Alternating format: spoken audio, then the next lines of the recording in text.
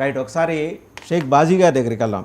బాజీ గారు, ఇదండి బీజేపీ అదును కోసం ఎదురు చూస్తుంటే పవన్ కళ్యాణ్ గారు గివప్ చేశారని చెప్పేసి నేషనల్ మీడియా నిన్నటి నుంచి రాయడం మొదలెట్టింది. ఏది ఆయన P4 సదస్సులో మాట్లాడిన తర్వాత నుంచి ఎన్నో హోప్స్ పెట్టుకుంది బీజేపీ. ఇన్ఫ్యాక్ట్ ఈయన ఇన్ఫ్యాక్ట్ సనాతన ధర్మం కోసం అని చెప్పేసి నిలబడి డిఎంకే స్టాలిన్ మీద కాలు దివి ఆయనకు కూడా చోట్ల పట్టించాడు. అలాంటి ఆయన హఠాత్తుగా యూటర్న్ ఎందుకు తీసుకున్నారు, ఇంకో 15 ఏళ్ళు ఎందుకు విరామం ప్రకటించాడు అని మీరు అనుకుంటున్నారు కాంగ్రెస్ పార్టీ? ముందుగా మీకు అట్లాగే ప్యానల్ మిత్రులకి మన 99 టీవీ వీక్షకులందరికీ కూడా శుభోదయం, నమస్కారం. పవన్ కళ్యాణ్ గారు చాలా గందరగోళమైన పరిస్థితుల్లో ఉన్నారనేది ఎప్పటి నుంచో అనుకుంటానే ఉన్నాం. ఆయన స్టేట్మెంట్స్లో కానివ్వండి, ఆయన భావజాలాల్లో కానివ్వండి, ఒక స్థిరత్వం అంటూ ఉండదు.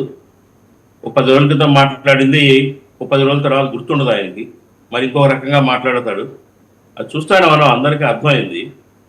పాపం ఆ సుజాత గారు ఏంటంటే పార్టీలో నాయకురాలిగా కొన్ని లోపల ఉన్న బాధ, ఆవేదన, ఆయన వాళ్ళ నాయకుడి పట్ల తీరు పట్ల ఉన్న మరి అసంతృప్తి కానివ్వండి, అది చెప్పుకోలేరు టీవీ ముందు.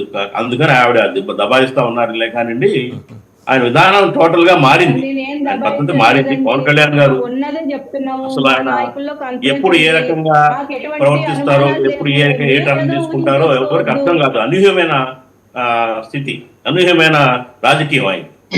ఇప్పుడు ఆయనతో పాటు బీజేపీ మిత్రులు కూడా బాధపడుతున్నారు.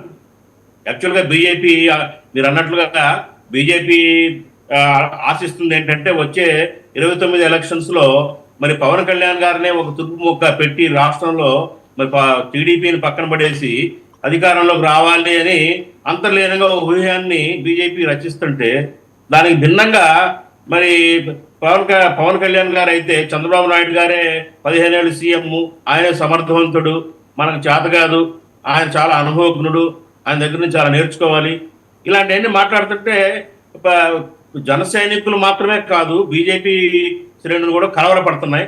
ఇది నిర్వివాదాంశం. ఇప్పుడు ఏంటంటే ఎవరైనా ఏ రాజకీయ పార్టీ అయినా ఒక పార్టీ పెట్టినప్పుడు తమ ఎక్కువ సీట్లు సాధించుకోవాలని, ఎక్కువ సీట్లు సాధించుకొని అధికారంలో రావాలనే పెడతారు పార్టీలు. రాజకీయ పార్టీ అంటే అదే అర్థం. కొంతకాలం పోనీ ప్రజల్లో బలం లేనప్పుడు, లేకపోతే ఇండివిజువల్గా సీట్లు రాలేదు, 2 చోట్ల నేను ఓడిపోయాను, అట్లాగే జనసేన పార్టీ కూడా సీట్లు రాలేదు అంత ముందు ఎలక్షన్లో అని పొద్దున్న ఈసారి కన్ఫర్మ్ చేసి ఉండొచ్చు, దాంట్లో తప్పులేదు. ఆ విధంగా కూటమి బలంతో ఆయన కూడా 100% స్ట్రైక్ రేట్ సాధించవచ్చు, అది కూడా ఆహ్వానిద్దాం.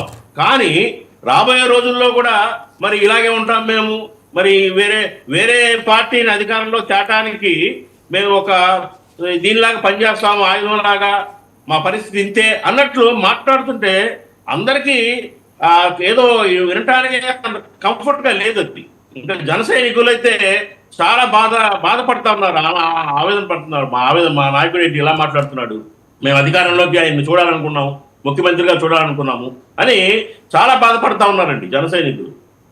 నాకు చాలా మంది మిత్రులు ఉన్నారు జనసేనలు, వాళ్ళు బాటంగానే చెప్తా ఉంటారు ఆయన ఇలా మాట్లాడుతున్నాడు ఏంటి అని చెప్పేసి. అధికారంలో రావాలి వచ్చే ఎలక్షన్లో అనే ప్రయత్నం ఏ కోసాన లేకుండా పదే మరి మాట్లాడుతున్నారు. ఇంకొకటి ఏంటి, మొన్న మీరు అన్నట్లుగా ఆవిర్భావ సభలో ఏం చెప్పారు, మరి 43 ఏళ్ల సీనియర్ పార్టీని మనమే నిలబెట్టాము అన్నారు. ఆయన అట్లాంటి పార్టీని నిలబెట్టినాడు, ఈయన ఎందుకు నిలబడలేడు వచ్చే ఎలక్షన్లో అనేది క్వశ్చన్ కదా. తాను స్వయంగా నిలబడే ప్రయత్నం ఎందుకు చేయరు, ఆ ఉద్దేశం లేదా? అలాగే ఏంటంటే అంతకుముందు ఆవిర్భావ సభలో కొన్ని హామీలు ఇచ్చారండి. రైతులకి 60 సంవత్సరాలు దాటిన రైతుకి 5,000 రూపాయలు మేము పెన్షన్ ఇస్తాము, అట్లాగే ఎకరానికి 8,000 రూపాయలు